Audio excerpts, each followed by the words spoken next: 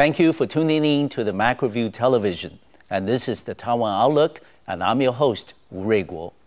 He's generally considered a leading member of the younger generation of KMT parliamentarians, and he's certainly been very active in the conduct of Taiwan's foreign policy.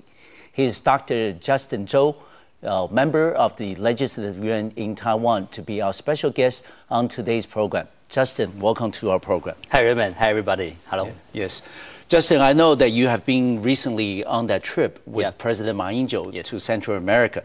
It's certainly been a very physically demanding trip because you travel, 3 countries and 5 cities in a span of, 10 days? Yeah. And then you certainly have done a lot in terms of, Taiwan's international visibility, as well as, the maintenance of our diplomatic relations.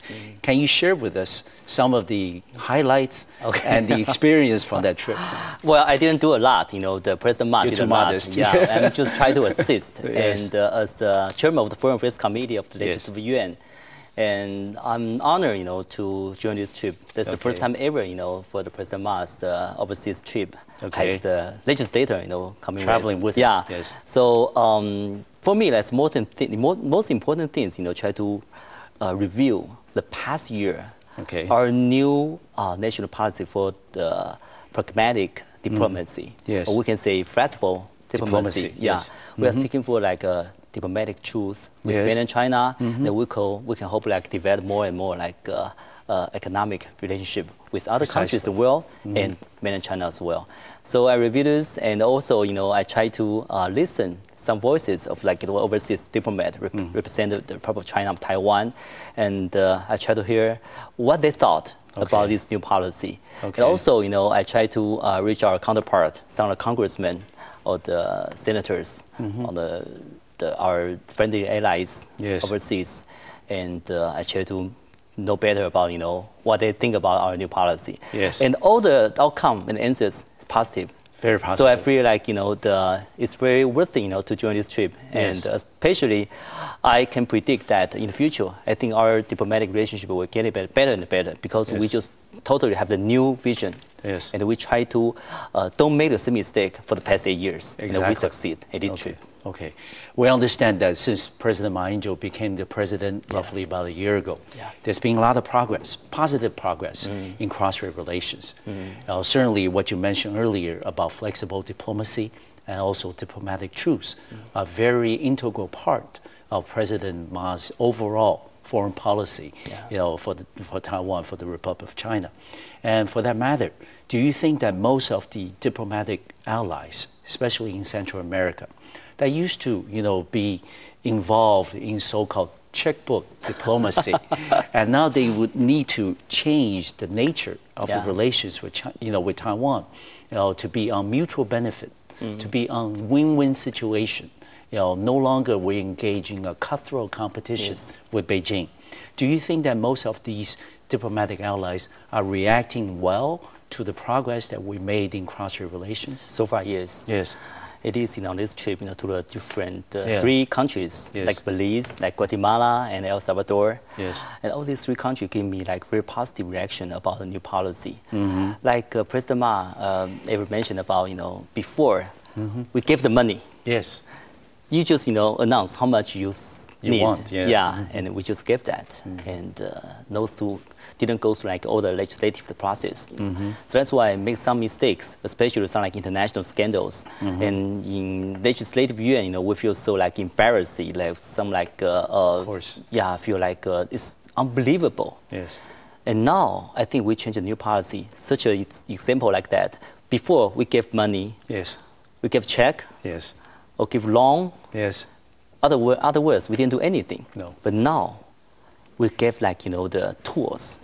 When we go fishing, we give you fishing pole, and you teach you how to go fishing. Before we give the fish, give the money, and they just say, okay, that's it. But now we have more and more mutual benefits to share with each other.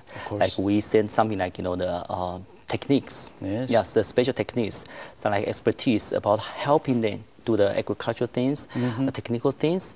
I think so far, best response from 3 presidents of the country. I think they truly recognize this is a truly friendship for two countries.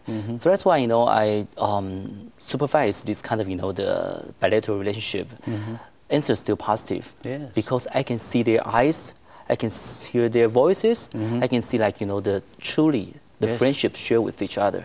And deepening the friendship. Exactly. So I think that's the right track to go. It's the right track to go. We know that another focus of the trip, of course, was our First Lady. Madame Zhou Meiqing. Certainly, she has been. She has been the attention of a lot of media, and certainly she surprised a lot of people, including the president, by her performance on the trip. What is your overall impression of our First Lady, Madame Zhou Meiqing, especially her performance and in terms of carrying out her duties as the First Lady on this trip? And this is the first time also that she's ever traveled with the president in some 28 years. 28 years, the first time ever, travel with President Ma. So that's why President Ma, I feel impressed about, his wife, to travel with him this time. I think she did a good job, especially, unlike Taiwan, the Central America countries, their First Lady always have some foundation to take care of the kids, or doing some charity things all the time. They have their own office in the presidential hall. So, so I think the Madame Chou, the First Lady, Zhou Meiqing, she went with Mr. Ma this trip, and she just being sister's role and try to be the First Lady's company all the time, to go to see kids, to go to the different charity activities. And she did a lot, especially when she performed in front of the audience from overseas, including overseas Taiwanese and some the local people. And she have the dance, she have some performance for the percussion, and she did a good job, and lots of the applause, especially the media locally mentioned this First Lady is so easy to get along with, unlike the before their impression about Taiwan's history. So that's why she did a good job. Especially her personality is outgoing, well spoken, and especially she doesn't have any jewelry on hand. And she just just try to different clothes on her, especially some local clothes. So she just try to get used to everything for the locally. Like the ordinary lady living next door to us. You can expect more, than that. Exactly. She just perform. She just play the very important role. On the whole trip. And when we talk about First Lady, and you mentioned that in the history of the Republic of China, First Lady certainly is being very important. But in the past, we had some, First Ladies that because of one reason or another, always kept a distance from the people. So it's not very easy to see the First Lady, and for whatever the reason that people don't think of the First Ladies as somebody who they are relating to, very closely, very intimately. But I think that image is changing, with Madame Zhou Meiqing, and she's really, independent, very capable. She's been a professional woman all her career, and also she's very personable, very easy to relate to. Can you share with us some stories that you have had on this 10-day trip with her? Private conversations or interactions with her or with other members of the delegation that you think you can share with us? Well, exactly. She didn't talk too much. But I think, when she has the conversation with her counterpart, the First Lady of the country, she just she has nothing to hide. She just drink and talk and laugh. Just become very a normal person.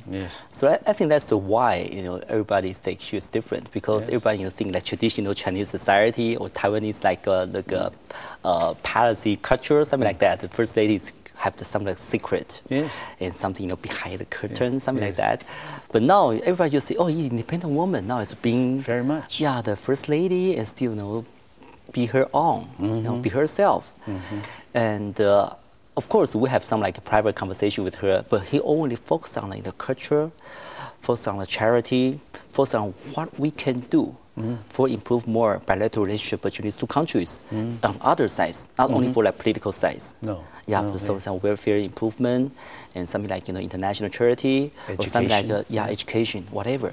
So I think she just like put her own long-term interest on his goal right now. And she did a lot. So that's why whenever we have the, like dinner or lunch together, and I saw her like just very comfortable to share with her views with some international friends, and she did a lot. Everybody just like her. Yeah, I know for the final question of this segment, I know a lot of media, especially Taiwanese media, often wonder what is Madame Zhou Meiqing going to wear today? And President Ma also said in the open, no one dared to ask. Yes, want the people to pay attention in addition, other than, besides, what she's going to wear. And did you think that that was something to make the trip overall a more cordial one, that people were more at ease with her, interactions were a lot more comfortable? Well, lots of the media I know that went to this trip with us, and one TV company or one like media, and you send only one reporter, or couple only. So it's very hard to make the decision, what kind of today's activity they are going to cover Mars or cover his first ladies. But most of them you choose to follow first ladies because some like the interesting activities or some like charities. At least have some like the motions. Something like dance or like giving a present to the kids. But for Ma, interesting. For Ma, it's only like the official function. Official function, giving deliver speech, enjoy the applause, and sign the contract, something like that. It's kind of the normal but one boring. Oh, I always accompany Mars because of course, chairman, of the Foreign Affairs Committee, so I have to do that. But I listen and share with some. If you had the choice, you will follow the first lady. Don't say that. But definitely, I share with some like the happiness time, happiness hours with some media person, Of course. And they saw the truly Madam Chou's, the personality, and well, just before it's hard for them to approach the first lady, the daily life. She's really like. But now it's the time they can get together with each other. They can share some views. Quite a welcome change. But there's no excuse, no options. Say, Madam Chou never accept interview with media. So even they want to approach her, to have things, ask her some like personal questions. There's no chance at all. She lets her performance speak for herself. So that's why she still have some secret and still like feel like very a lot of media attention. A lot of media attention. So that's because people just focus on her and pay attention to her. We're going to take a short break, and we'll be right back to the Taiwan Outlook, and we will continue this conversation with Dr. Justin Zhou, and we'll be right back in 2 minutes.